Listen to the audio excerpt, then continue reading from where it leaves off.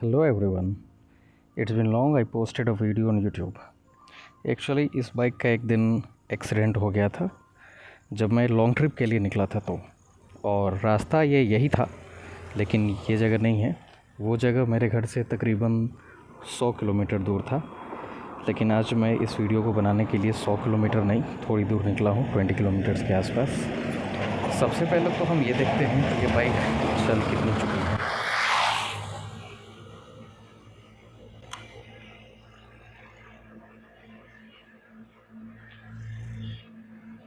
ये है total kilometres 14,055 kilometres. Trip A 4,644, average 38.8 kilometre पर लीटर। ट्रिप B 512 किलोमीटर्स, इसका एवरेज है 40.2 किलोमीटर पर लीटर। और ये वीडियो मैं अपनी बाइक सर्विस सेंटर से लेने के एक वीक बाद शूट कर रहा हूँ। मैंने एक वीक तक इसको हर कंडीशन में चला कर देख लिया कि कोई प्रॉब्लम है तो नहीं। चलिए मैं आपको बताता हूँ कि एक्सीडेंट हुआ कैसे था, कितना डैमेज हुआ, कितना इंश्योरेंस में कवर हुआ, कितने पैसे मुझे देने पड़े, क्या सर्विस सेंटर का एक्सपीरियंस रहा, सर्विस सेंटर वाले लोगों ने कितना कोऑपरेट किया। इन्हीं सब चीज़ों के बारे में इस वीडियो में हम लोग बात करेंगे। बात यह है कि एक दिन मैं अपने घर से निकला था लॉन्ग राइड के लिए, काफ़ी लॉन्ग राइड के लिए, न्यू दिल्ली के लिए। कुछ दूर तक मेरे साथ कुछ फ्रेंड्स भी जा रहे थे जो कि पीछे कार से आ रहे थे। तो इसी तरीके से रोड के इतने ही किनारे मैं एक जगह पर रुका। काफ़ी देर चलाने के बाद, लगभग 100 किलोमीटर राइड करने के बाद थोड़ी रेस्ट हो जाए इसलिए मैं रुका था। जैसा कि मैंने बताया, रास्ता तो ऐसा ही था, बस ये साइड का जो घेरा हुआ है ना, ये उस जगह पे नहीं था। लेफ़्ट में बिल्कुल खाली था और मैंने खाली जगह देख करके अपनी बाइक को रोका था। और जो फ्रेंड्स पीछे से कार से आ रहे थे ना, वो थोड़े पीछे थे, तो मैं अपनी बाइक रोक करके उन्हीं को देख रहा था पीछे मुड़ के कि वो कहाँ रह गए। और उस टाइम बिल्कुल सुनसान था, मेरे आगे भी कोई नहीं था। कुछ इस तरीके से रोड बिल्कुल खाली नज़र आ रही थी, तो मैं यहीं पे रुक गया था। फिर हुआ ये कि देखिए, आप एक्सपीरियंस करिए, मैं आपको एक्सपीरियंस देने की कोशिश करता हूँ जो हुआ। अगर हो पाया तो अच्छी बात है। मैं कुछ इस तरीके से बाइक पर बैठा हुआ था। मेरे बाइक का हैंडल कुछ ऐसा मुड़ा हुआ था और मैं पीछे मुड़ कर के देख रहा था कि लोग आ रहे हैं या फिर नहीं आ रहे हैं। तभी मैंने एक अचानक से काफ़ी तेज़ आवाज़ सुनी, फुल एक्सेलरेटर, फुल आरपीएम का मैंने आवाज़ सुना। मैं मुड़ कर के देखा ही था अभी कि एक बाइक वाले ने आकर सामने से ठोक दिया। अब जैसे ही इम्पैक्ट हुआ, मैं तो गिर गया, मैं लेफ़्ट में गिर गया। और लेफ़्ट में उस समय ये तो था नहीं, लेफ़्ट में मिट्टी थी, तो मैं मिट्टी पे गिर गया। और वो जो बाइक वाला था, इनफैक्ट वो स्प्लेंडर वाला था, तो उस स्प्लेंडर वाले राइडर का क्या हुआ, उसने मेरी बाइक में इधर से टक्कर मारने के बाद वो इधर रोड पे स्कीड करते हुए, उसकी बाइक गोल घूमते हुए दूर तक पीछे चली गई। वो जो छोटा सा पुल दिख रहा नहीं है आपको, लगभग इतनी दूर तक। और जैसे अभी आपको एक बाइक आती हुई दिख रही है ना, उसी तरह से एक और बाइक उसी समय आ रही थी ठीक पीछे से, होंडा शाइन। उस स्प्लेंडर वाले ने शाइन वाले को भी टक्कर मार दिया जोर से। उस होंडा शाइन पे दो लोग बैठे हुए थे, वो दोनों भी गिर गए, मैं भी गिरा हुआ था, और जो स्प्लेंडर वाले ने जिसने टक्कर मारा था वो भी गिर गया। मुझे तो कुछ खास हुआ नहीं, इनफैक्ट मान के चलिए खरोच नहीं आई। लेकिन वो जो स्प्लेंडर वाला गिरा, वो, और उसने तो हेलमेट भी नहीं पहन रखा था, वो लेफ़्ट साइड से स्किड होते हुए तेज़ी से इधर गया। और आप सड़क देख पा रहे हैं कैसी है, इसी तरह के सड़क पे वो तेज़ी से स्किड होते हुए पीछे चला गया। स्प्लेंडर राइडर के तो खैर लेफ़्ट साइड से पूरा हाथ स्क्रैच हो गया, अंदर से वाइट दिखने लग गया, उसका सिर भी फट गया। अचानक से बहुत सारे लोग फिर रोड पे रुके, उन्हीं लोगों ने हेल्प किया उसका, उठा करके कुछ लोग उसे हॉस्पिटल ले गए। और मेरी तो बाइक की हालत ख़राब हो गई थी। मैं बताता हूँ कि डैमेज क्या क्या हुआ था। देखिए, बाइक बिल्कुल इसी तरीके से थी, हैंडल इसी तरीके से इसका मुड़ा हुआ था।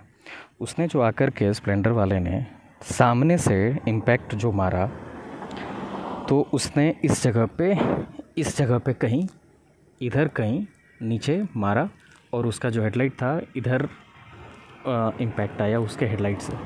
तेज़ इम्पैक्ट से ना, ये येलो पार्ट अलग हो गया, ब्लैक अलग हो गया। हेडलाइट में तो कुछ भी नहीं हुआ, और ये मडगार्ड फट गया था, और व्हील तो बेंड हो ही गया था। रिम बेंड हो गया था। सिर्फ रिम ही नहीं, ये डिस्क प्लेट भी थोड़ा सा बेंड हो गया। और इम्पैक्ट इतना ज़्यादा तेज़ था कि ये दोनों जो शॉक एब्जॉर्बर्स है ना, ये दोनों पाइप भी पीछे चले गए थे मुड़ करके थोड़े से। और अंदर देखिए, अगर मैं आपको दिखा पाऊँ तो ये जो है ना ब्लैक वाला पार्ट, शायद इसको टी बोलते हैं, टी बार, तो ये भी बेंड हो गया था। और इसके साथ एक जो हैंडल बार का स्टॉपर होता है ना, मैं दिखाने की कोशिश करता हूँ अगर मैं दिखा पाऊँ तो। ये जो है ना, ये इसमें ये और ये पार्ट जा कर के टच होता है तो हैंडल को ज़्यादा बेंड नहीं होने देता, यहीं पे रोकता है। वो स्टॉपर है वो एक तरीके से, पता नहीं उसका एग्जैक्ट नाम क्या है। अगर इधर हैंडल आता है ना तो फिर इसने यहाँ से इस तरीके से रोका। तो बाइक का हैंडल तो इधर ही था। तो जब उसने टक्कर मारा जोड़ का, तो ये जो पार्ट है ना ऊपर का, ये भी थोड़ा टेढ़ा हो गया था। इनफैक्ट ऊपर मुड़ गया था। और उसके ऊपर मुड़ने से और इस शॉक एब्जॉर्बर के पाइप्स के टेढ़ा होने से हुआ ये ना कि फिर ये जो बाइक है ना, अभी जैसे आप देख लो, हैंडल बार इतना मुड़ रहा है, हैंडल बार इतना मुड़ ही रहा था, लेकिन ये जो व्हील है ना, फ्रंट व्हील, ये बिल्कुल 90 डिग्रीज़ के एंगल में आ गया था। और लेफ़्ट में ये ज़्यादा मुड़ ही नहीं रहा था, ये बस सीधा हो रहा था। लेफ़्ट में इससे ज़्यादा मुड़ नहीं सकते थे। मैं फिर से बता दे रहा हूँ, वो बाइक थी स्प्लेंडर जिसने टक्कर मारी थी। उस आदमी ने हेलमेट पहन नहीं रखा था। क्या बताऊँ मैं, स्प्लेंडर की बिल्ड क्वालिटी, उसने टक्कर मार के इस बाइक का इतना सारा पार्ट टेढ़ा कर दिया। मैंने ये देखा कि जब लोग उसको उठा करके ले गए तो एक आदमी उसकी बाइक चला करके भी ले गया था, और ये बाइक बेचारी चलने की हालत में थी नहीं। एक बात तो मुझे ये समझ नहीं आ रहा था कि वो बाइक वाला इस डायरेक्शन से आ क्यों रहा था। देखिए आप, ये 4 लेन की रोड है, ये एक नेशनल हाईवे है, तो उसे तो लेफ़्ट साइड से जाना चाहिए था। खैर, वो इधर से आ रहा था, और ऊपर से पता नहीं वो इतना तेज़ क्यों आ रहा था अपोजिट डायरेक्शन से। और उससे भी बड़ी बात है कि मैं बाइक रोक करके इस तरीके से खड़ा था और मैं पीछे देख रहा था, उसने रुके हुए आदमी को देखा भी नहीं, और वो जितने स्पीड में था उतने ही स्पीड में टक्कर मार दिया। पता नहीं क्या हुआ, ना ब्रेक लिया ना उसने देखा, बस अचानक से आकर के ठोक दिया। खैर, ये तो बात हुई कि एक्सीडेंट हुआ कैसे। बिना किसी गलती के भी कभी कभी एक्सीडेंट होता है, वही हुआ। अब आगे की बात करते हैं कि मैंने फिर क्या किया। मेरी तो बाइक ये खैर चलने लायक थी नहीं, क्योंकि शॉकर पाइप भी बेंड हो चुके थे, रिम भी बेंड हो गया था, और हैंडल बार सीधा हो नहीं रहा था। हाँ, ये हैंडल बार भी थोड़ा सा मुड़ गया था, ये भी मुड़ गया था। तो फिर ये बाइक चलने की हालत में थी नहीं, तो फिर मुझे एक पिकअप ट्रक जैसा कुछ एक अरेंज करना पड़ा, और वहाँ से बाइक को कुछ लोगों के हेल्प से लोड करवा करके और फिर मुझे ये घर लाना पड़ा उठा करके, क्योंकि उस दिन तो लगभग शाम था, तो सर्विस सेंटर जा नहीं सकते थे। फिर अगले दिन मैं इसको ले गया सर्विस सेंटर। अगले दिन एक्सीडेंट जो हुआ ना, वो 12 अगस्त को हुआ था, और मैं 14 अगस्त के दिन ले गया था इसको सर्विस सेंटर। खैर, यहाँ से आगे अब हम लोग बात करते हैं कि वर्कशॉप का एक्सपीरियंस कैसा रहा एक्सीडेंटल रिपेयर में। सबसे पहली बात तो ये है कि जब वर्कशॉप में मैं गया सर्विस सेंटर में, और मैंने उनको बताया कि एक्सीडेंट हो रखा है, इतना सारा पार्ट्स डैमेज हो रखा है, उन्होंने देखने के बाद ये बताया कि इस बाइक का कोई भी पार्ट्स अवेलेबल ही नहीं है, कोई भी पार्ट्स नहीं। तो उन लोगों को ऑर्डर करना पड़ेगा, और तकरीबन 15 डेज़ का टाइम लग जाएगा पार्ट्स को आकर के और बाइक को रिपेयर हो जाने में। तो मैंने बोला ठीक है, पार्ट्स है ही नहीं तो टाइम तो लगना ही है। लेकिन डैमेज मेजर था, तो मुझे इंश्योरेंस क्लेम भी लेना था, और इसके पहले आज तक कोई एक्सीडेंट हुआ नहीं था, कोई एक्सीडेंटल क्लेम मैंने लिया भी नहीं था, तो पहली बार एक्सीडेंटल क्लेम लेना था। मेरी बाइक का इंश्योरेंस जो है ना, वो हो रखा है कोडिसिट से, तो वर्कशॉप वालों का उसके साथ टाइप था भी। हाँ, तो सड़क पे काफ़ी नॉइज़ था, जिस वजह से आप तो परेशान हुए ही, मैं भी परेशान हो गया। उस वजह से मैं घर आ गया, और फिर मैंने सोचा कि घर से ही बात करते हैं, शांति रहेगी। जिस दिन मैंने बाइक ले जा करके सर्विस सेंटर में दिया था ना, उस दिन का ये रिसीविंग स्लिप है। तो डेट आप देख रहे होंगे राइट साइड कॉर्नर में ऊपर, 14 अगस्त 2023, टाइम 2:40 PM। ये बाइक के डिटेल्स हैं, और कस्टमर ऑब्जर्वेशन में इन्होंने लिखा है एक्सीडेंटल, और ये मैकेनिक्स के लिए है, जो शायद डैमेज हुआ उसका डिटेल है। अप्रोक्सीमेटली चार्जेस इन्होंने बताया है 1500। और जो वर्क डन के लिए इन्होंने टाइम लिया है 10 to 20 डेज। It's fine.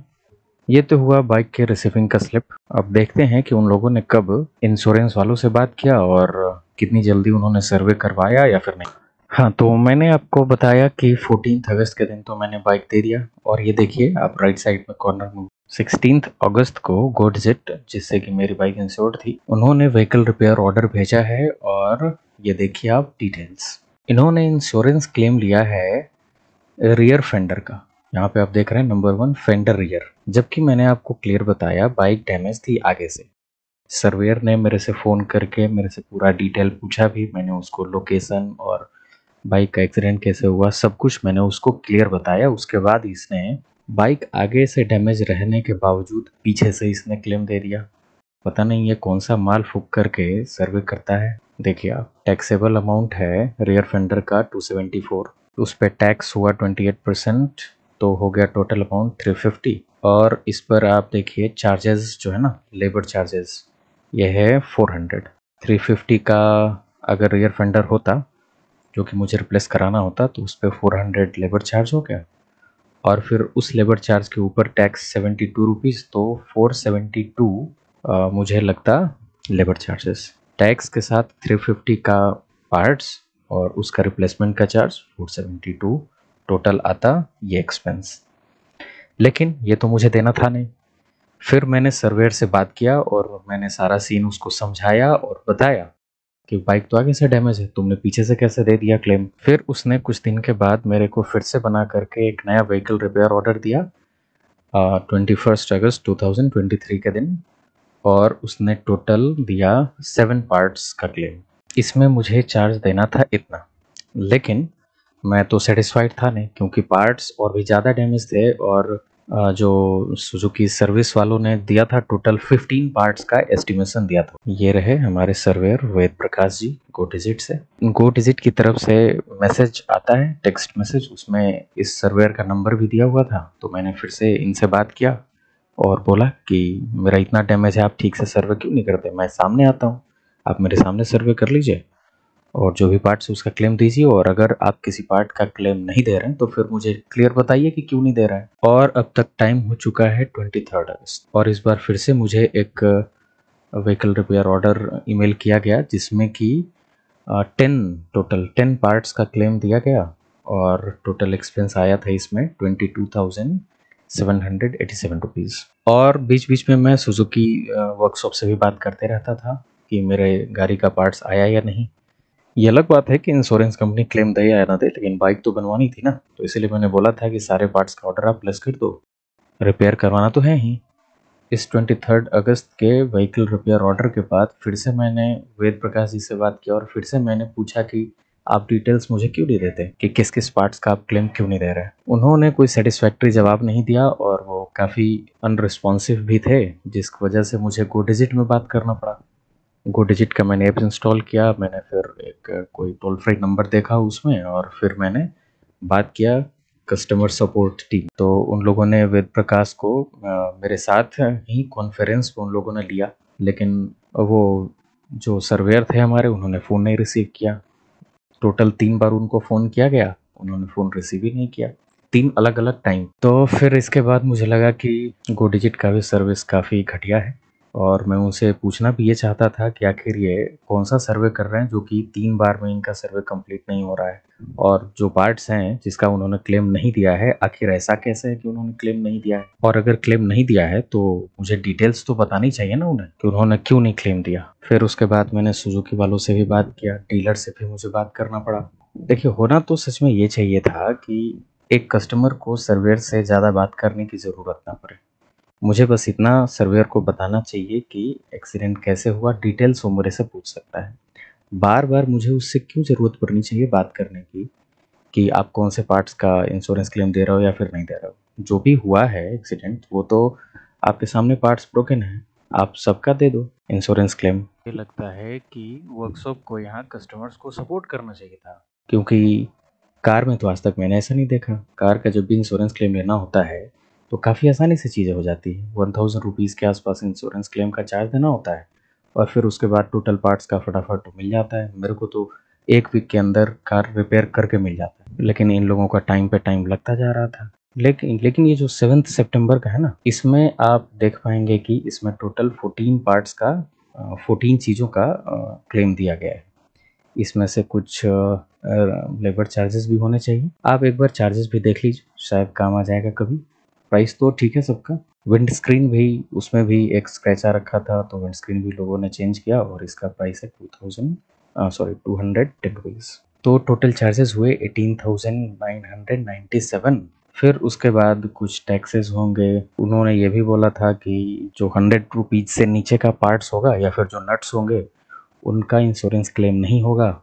और फिर जो कंज्यूमेबल्स होंगे जैसे कि फ्रंट फोर्क का सील हो गया, ऑयल सील हो गया, और अगर स्टीयरिंग का टी बदल रहा है तो उसके अंदर बॉल बियरिंग वगैरह का जो चार्ज है वो सब मुझे देना होगा। तो मैंने एक्सेप्ट किया। जब मैंने अपने सर्वेयर से पूछा, इंश्योरेंस कंपनी के सर्वेयर से, कि आखिर ऐसा कहाँ लिखा है कि 100 रुपीज़ से नीचे का चार्ज हमें नहीं देना है। अगर ऐसा कहीं लिखा हुआ है टर्म्स एंड कंडीशन में तो मुझे तो क्लियर दिखना चाहिए ना कहीं लिखा हुआ। तो वो दिखा नहीं पाए। मैंने गो डिजिट में भी इसके लिए बात किया, वहाँ से भी कोई नहीं बता पाया। और फिर उसके बाद ये देखिए आप, 1 2 3 4th नंबर इधर नीचे साल्वेज डिडक्शन, इन्होंने 800 रुपीज़ साल्वेज डिडक्शन का किया है।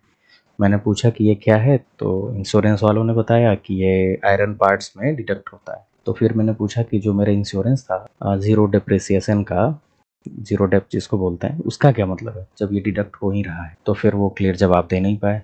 तो मुझे पता नहीं चलता है कि आखिर ये लोग इतना चार्जेस लेते किस चीज़ का है। अब आप ये देखिए कि सुजुकी वालों ने कितने का एस्टिमेट दिया था और मुझे कितना बिल देना पड़ा। यह है हमारा कैपिटल सुजुकी, जो कि डीलरशिप है और यही वर्कशॉप भी है। इन लोगों ने ये प्री इनवॉइस दिया है इतने सारे पार्ट्स का। ये रहा टोटल 25, और फिर कुछ लेबर चार्जेस जैसे कि वेल्डिंग का, टायर फिट करने का, ये सब भी चार्ज है। तो टोटल कॉस्ट आया 24,536 रुपये, जिसमें से कि इन्होंने ऐसा कुछ लिख करके रखा है लाइबिलिटी और ये डीओ, मुझे ये देना था उनको 4,315 रुपये।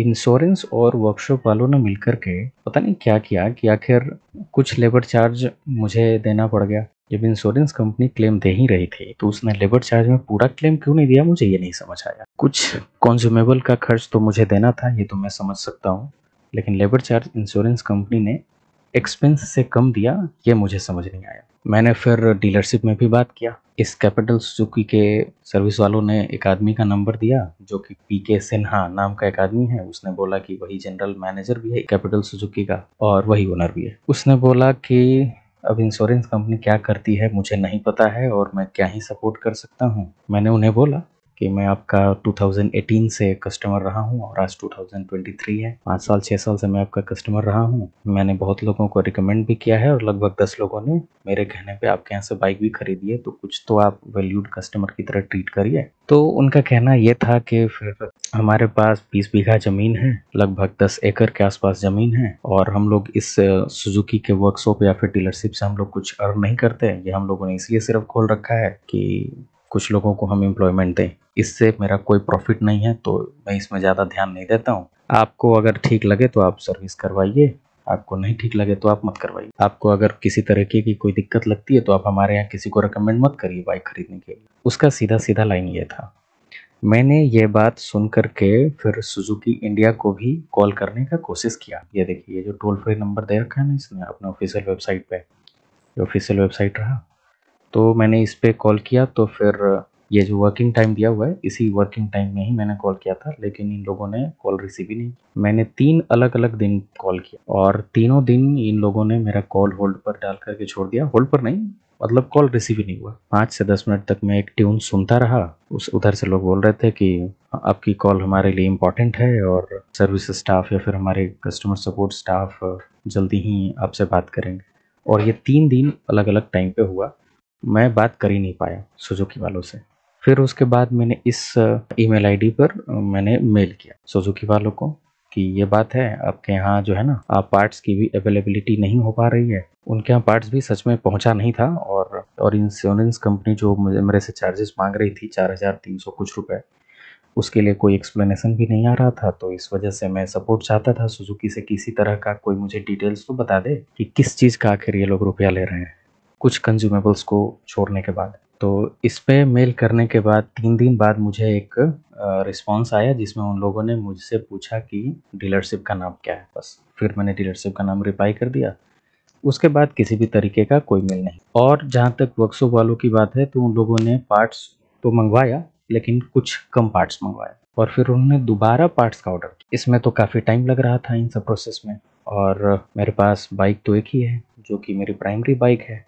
अब इस प्राइमरी बाइक को ही मैं हमेशा यूज़ करते आया हूँ, और अगर मैं किसी के पास 1 महीने के लिए बाइक में रहे तो आप समझ सकते हैं क्या परेशानी हो सकती है। सुजुकी की सर्विस तो मुझे ठीक लगती थी, लेकिन इस बार उन लोगों ने काफ़ी घटिया सर्विस दी। सर्विस तो दिया ही घटिया, साथ साथ उन लोगों ने पैसे भी लिए। ये देखिए, मुझे इतना रुपया देना पड़ा 4315 रुपीज़, और इसके लिए किसी तरह से कोई एक्सप्लेनेशन भी नहीं आया कि आखिर आप ये पैसा किस चीज़ का दे रहे हैं। अगर बाइक लेनी है तो उनको तो पैसा देना है। आप एक बार इंश्योरेंस की कॉपी भी देखिए। 29 सितंबर 22 से लेकर के 28 सितंबर 2023 तक एक्सीडेंटल क्लेम के लिए प्रोटेक्टेड है, और बाकी थर्ड पार्टी लाइबिलिटी तो होती ही है। आप इधर देखो नीचे, डेप्रिसिएशन प्रोटेक्ट जो है ना 811 का, ये तो मैंने लिया हुआ है। फिर भी उन लोगों ने मेरे से चार्ज तो लिया ही, बोला कि ये सालवेज डिडक्शन होता ही है। ये देखिए, लाइबिलिटी सेक्शन बी में बेसिक थर्ड पार्टी लाइबिलिटी है, जो कि हम थर्ड पार्टी के लिए दे रहे होते हैं 7300 कुछ रुपए का, जो है हम लोगों ने दिया है। ये बाइक ओनर देता है किसी और के लिए। पता नहीं इंडिया में कितने लोग ऐसे होते होंगे हर साल जो बाइक से एक्सीडेंट होने के बाद बाइक का नंबर नोट करते होंगे या फिर क्लेम लेते होंगे। इसका तो मुझे कम ही आइडिया है, लेकिन हम लोग इसके पैसे तो देते हैं। और चलिए ठीक है, कोई बात नहीं, ये दूसरे आदमी के लिए है तो अच्छी बात है। टोटल जो इंश्योरेंस का चार्ज है वो हम लोगों ने दिया 12,100 समथिंग। अब 12,000 हम लोगों ने पहली बार बाइक वाले को दिया। जब इंश्योरेंस क्लेम लेना है तो फिर 4,000 प्लस दिया इंश्योरेंस वाले को, और फिर उसके बाद इंश्योरेंस रिन्यू करवाना ही है, 4-5 हज़ार का वो भी करवाना है, तो 20,000 प्लस तो हम लोगों ने खुद से दे दिया। तो फिर इंसान इंश्योरेंस करवाए किस लिए।